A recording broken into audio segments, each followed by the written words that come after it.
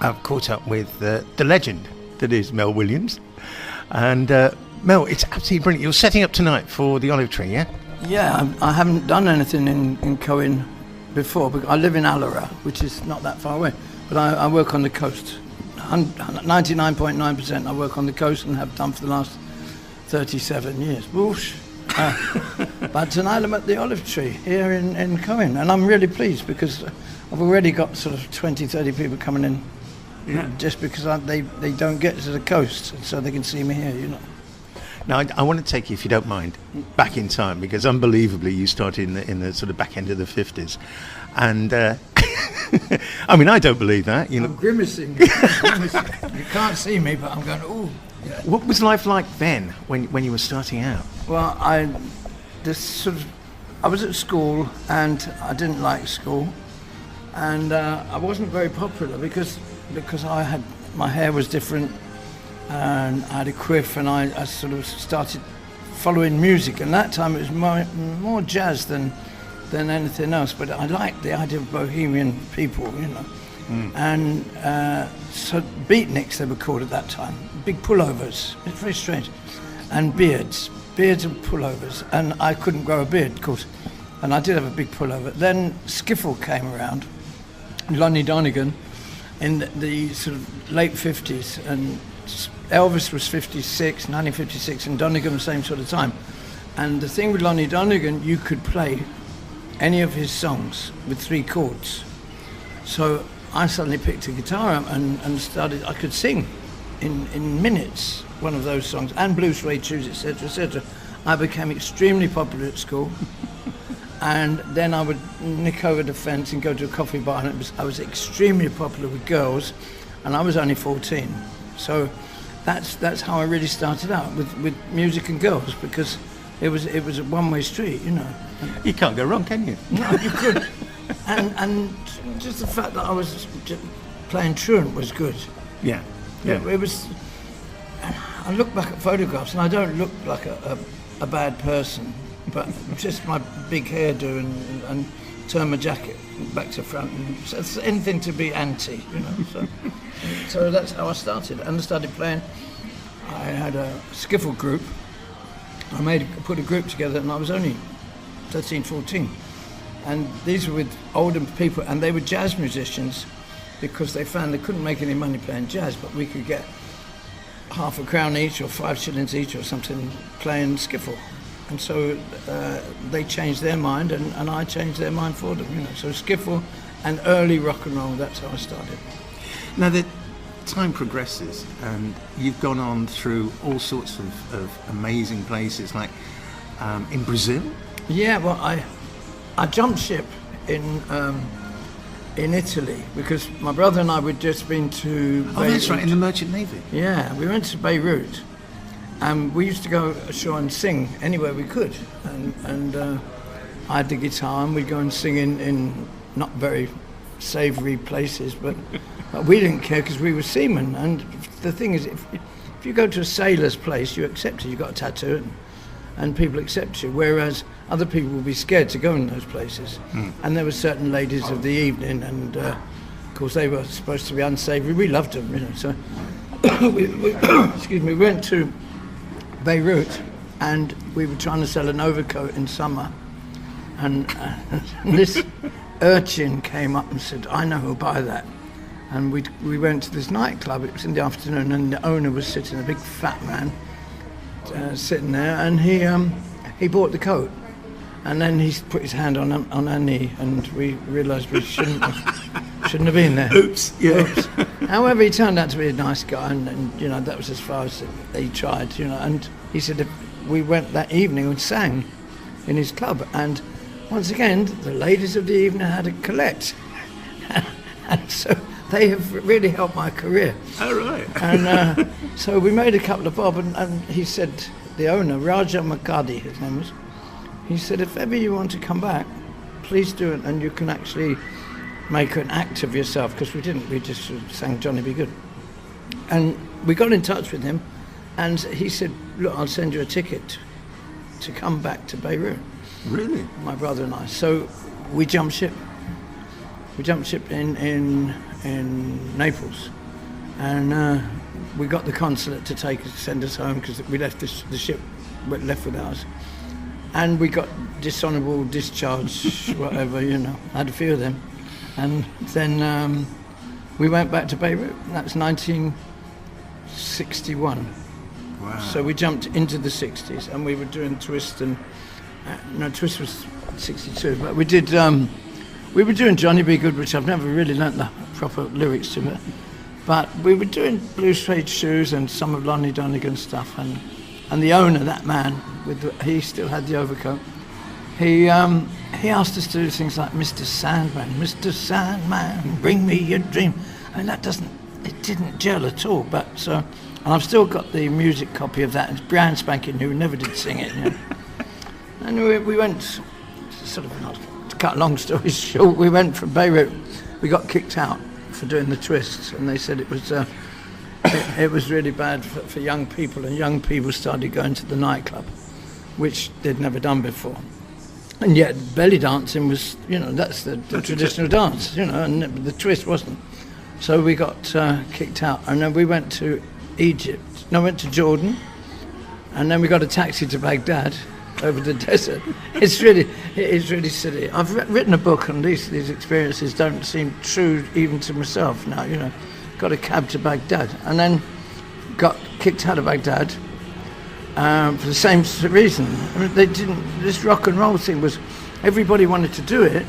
We got invited to all the embassies to teach the wives of ambassadors how to do the twist.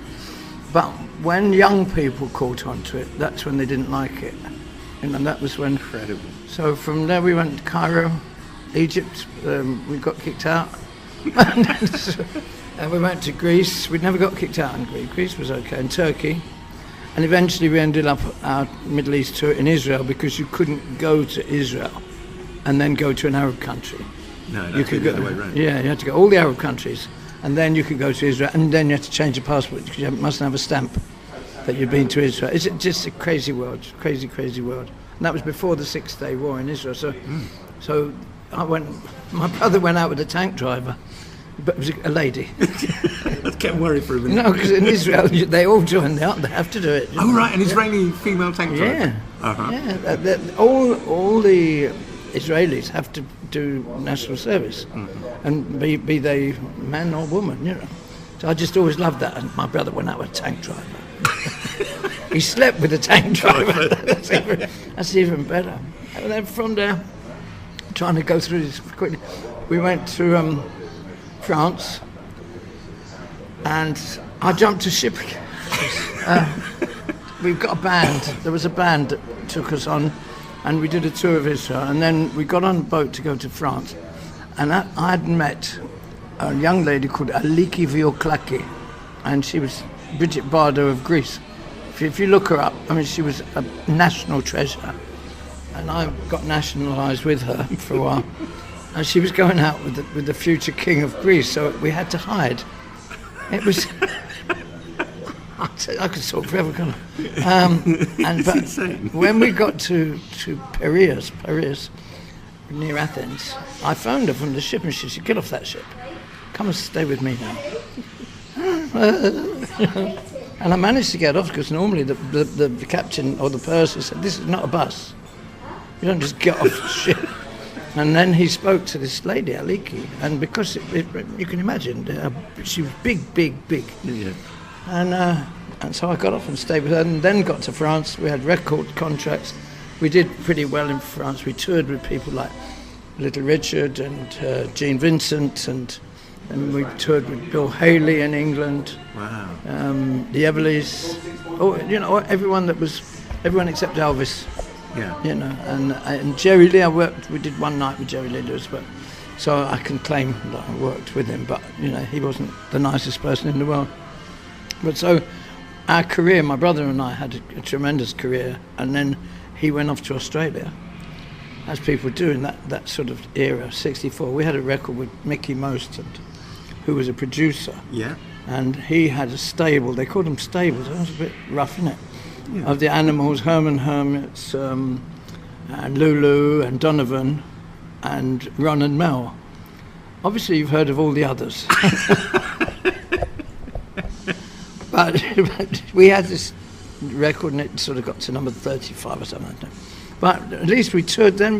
We were touring with Elkie Brooks and with Manfred Mann, and we did Ready Steady Go with The Who. Oh, wow. And once again, we nearly famous.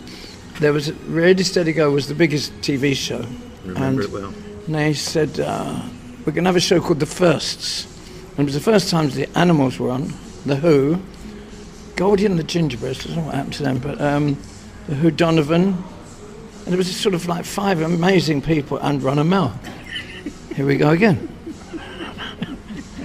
And so it was always just like getting my chin up the wall, you know. And then we got a chance. We went to France with the Stones. We opened for the Rolling Stones in France. If you look on the internet, it says opening acts for the Stones.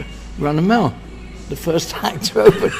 Where's Ron and Mel? Well, Mel was at the Olive Tree tonight. And I've hit the big 70. I was 70 this year, and I don't believe in stopping, and I don't believe in giving in. No, obviously not. No, so but life's been wonderful. You did some writing and I think directing. Yeah, for one of my heroes, Yogi Bear. Yes. Well, that's a good one for you. I was in England and had this American partner, and we did a comedy act. I was a comedian. And that was Mel then. It was Mel Williams and Vince Dane. No, Vince Dane, yeah. So, and he got permission from Hanna-Barbera to do something with these characters, Yogi Bear and the Flintstones and Huckleberry Hound. Yeah. And he got permission to do something, to write, but he couldn't write. So he got me, he said, look, I want to do a musical and tour with these characters. But I can't write music. And he said, he could write jokes, but that's about it. So he had an idea for a story. And I said, right, he said, would you present some music? And I'd already written a musical that had never got anywhere. So I just ran home in Blackpool, actually. Ran home, changed a lot of the lyrics around so it fitted Yogi, and went back within 2 hours, and I had four or five songs ready, and the directors never flipped, you know. So the producers, because I directed it.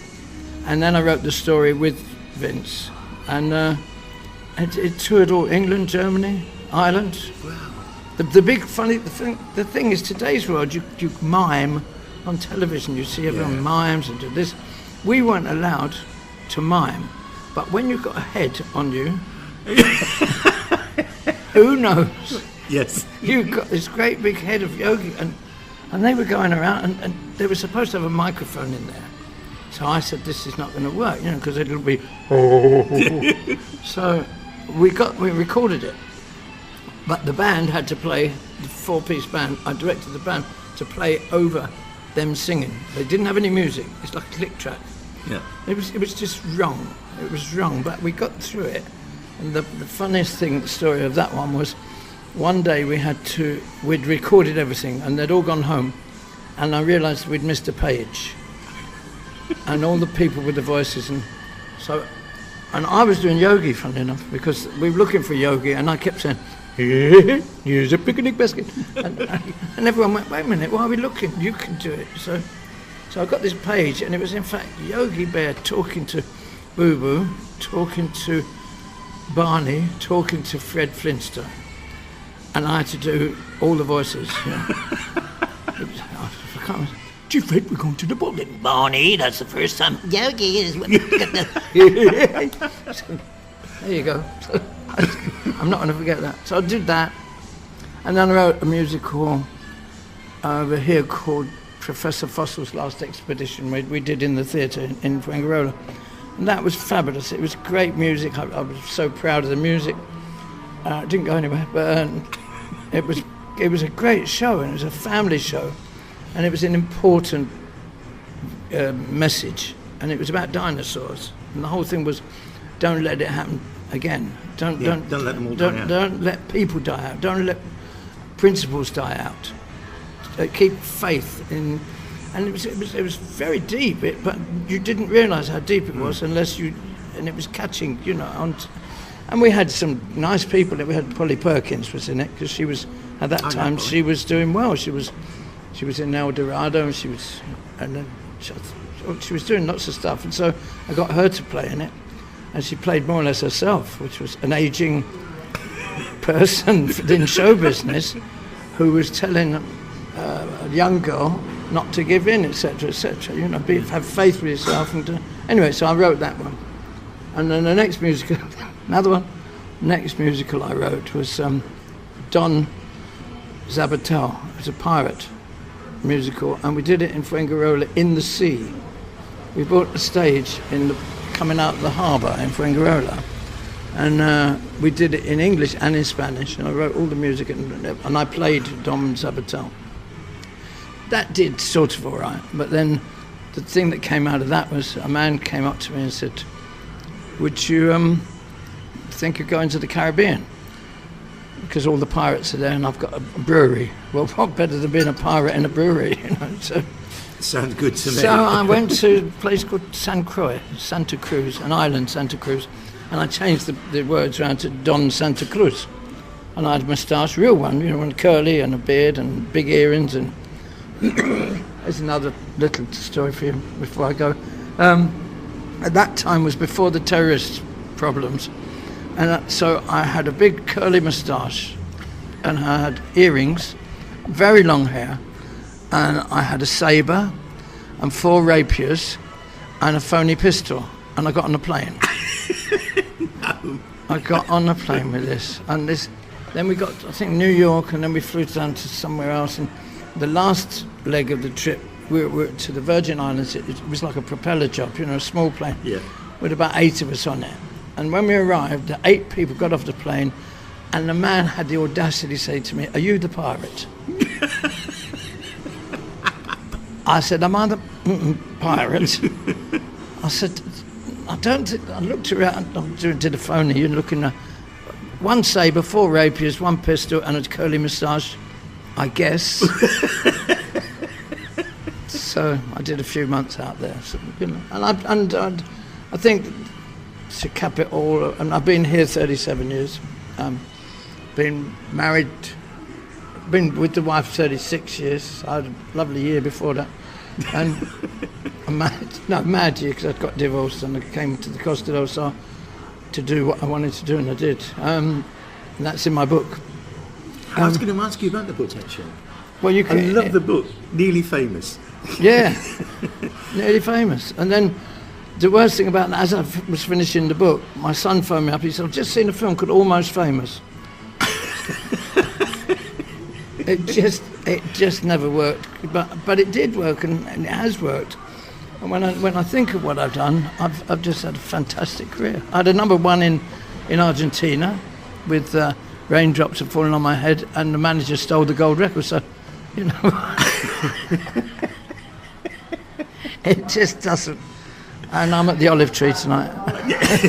But just reading a short synopsis, this true story of sex, drugs and rock and roll, girls and gangsters, music and mayhem. It sounds fantastic. It's a really good book.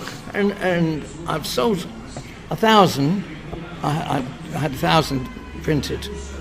And I sold them. I've got about 3 left, and now it's on Amazon Kindle. You can get it on Kindle. And now I've thought of a new idea, because I get so annoyed with publishers and people and not paying. You know, even back in the 60s and the 50s, the Beatles were getting 1 penny between 4 of them, 1 old penny, if they were lucky. Yeah. If they were lucky. The publishers stole all the money, Northern music songs, you know. And it was just so unfair that such a legendary piece of history of 4 guys, they were the Stones, the rest, but the Beatles were really unbelievable, and they got completely ripped off until they got it together, and now I think Paul McCartney's got 600 million, so he doesn't care about the beginning. But I got ripped off for next to nothing, but just bits and pieces. So I decided to go what they call vanity publishing. Yeah. So if no one's going to publish my book, I will.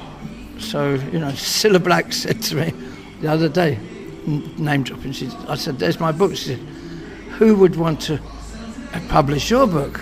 And I said, "Me." And she bought one. Good girl. So now I'm going to put it on. I'm going to read it. You know when you Self-read. self-read, and it's going to be quite dodgy because there's some dodgy bits, and I don't, the way it's probably good that I'm reading it, but then again, if someone reads your book, they get into the book and imagine people.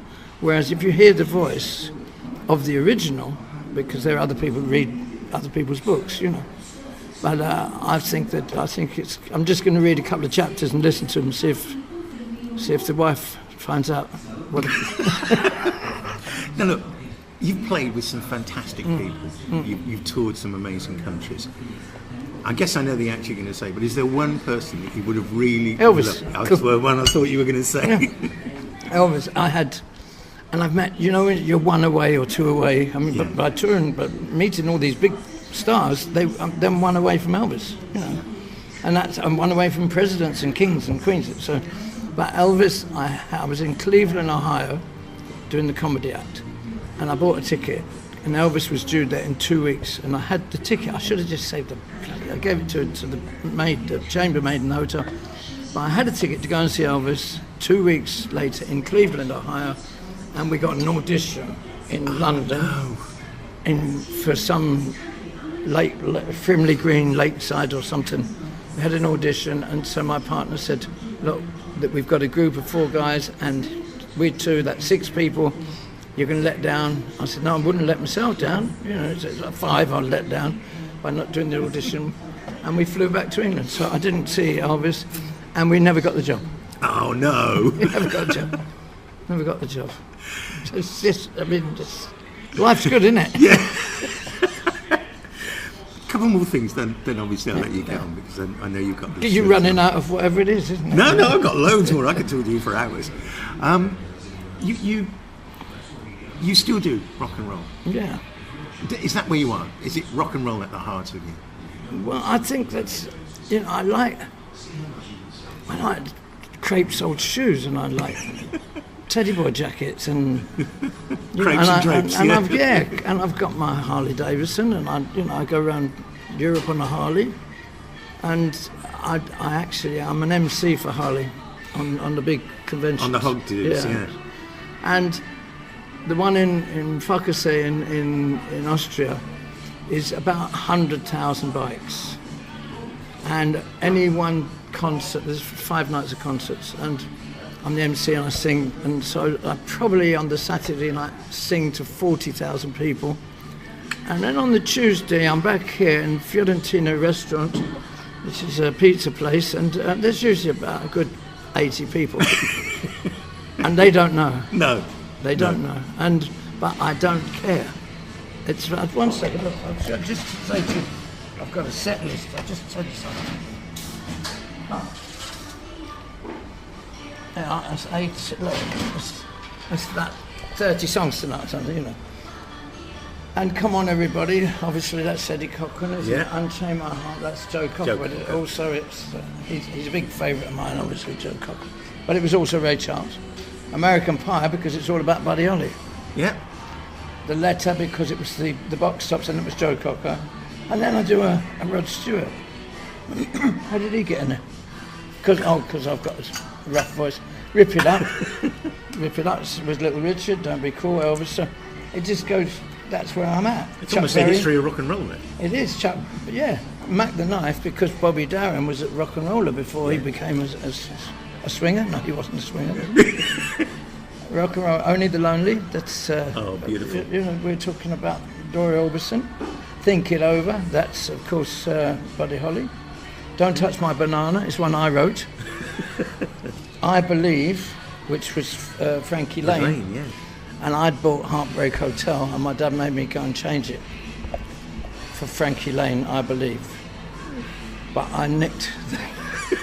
I put Heartbreak Hotel in the sleeve as well, because it was a 78, those big on it. Yeah. So I got home, so I'd actually nicked it, and I'm really ashamed. Public apology, there you go. Yeah. So, but I did have both. So I believe it was important to me. Then another one that I wrote, All of My Heroes Are Dead, which is really Pretty close to the truth. Yeah. close to the truth, you know. And Hank Williams and Elvis and Jim Vincent and John Lennon and Janis Joplin, and they're all dead. Yeah. You know, and so I wrote this song. I've got it with me. I'll give it to you. Actually, I'll give it. Maybe you can play it. Yes, I will. And then Still Rocking. Still Rocking, but you have the album Still Rocking. Yes. It doesn't I've got it matter here. how old you. I wrote that one as well, because that doesn't matter how old I get. I will still be rocking. So that's basically what I'm doing, and that's my first set. Except Love Is All, which is how I feel a bit. I'm John Lennon-esque. I like John Lennon's ideas. I like all those peace people of the 60s. And I'm not fanatic about it, but I do think that we can't go on. We can't go on like it. So let's blow ourselves up, all of us, and just, if there's any left, they're the good people. Yeah. Like the dinosaurs. On Harleys. On Harleys. So there you go. That's my sort of thing. What I do. Okay. And one more question. Yes. One more. The future. I mean, okay. So I hate to say you are now 70. I mean, let's just say you're over 30. yeah, okay. Where do you see the future going? Well, I did an audition for The Voice. As one of the judges. That's what I did. No, the Spanish audition. But I just looked around. I did it. I went to Seville. Somebody said it was more or less a bet, and I went and I sang House of the Rising Sun, and I never got it, because if I'd got it, my whole life wouldn't be as much fun, because it's supposed to be Nearly Famous. I did want to get on national TV in Spain to kind of put the top on the bottle. Do you know what I mean? But as I didn't get it, I've got to keep going. Right. So I also, you love this one. I went to England to do Britain's Got Talent, and I got through the first 3 stages, and then they interviewed me, and Sally, my lovely wife of many, many years, sat beside me, and they said, well, what does a pensioner like you do in Spain, you know? And I should have said, think about my dead grandma, or go and look at the graves of the dogs that I've buried, you know, or, you know, something, or tell them I've got some shingles, you know. But I said, well, I get up in the morning and feed my horses, maybe have a dip in the pool, get on my Harley, and I could see them just, their eyes were going, I hate you. No, we're not going to tell this story. You know, has anyone died? No. Oh dear, all right. So that's why I never got Britain's Got Talent. So my future lies in being happy and singing what I want to sing and being nearly famous. Woe betide me if I get famous. I won't like it. I'll lose all my friends. Please read the book.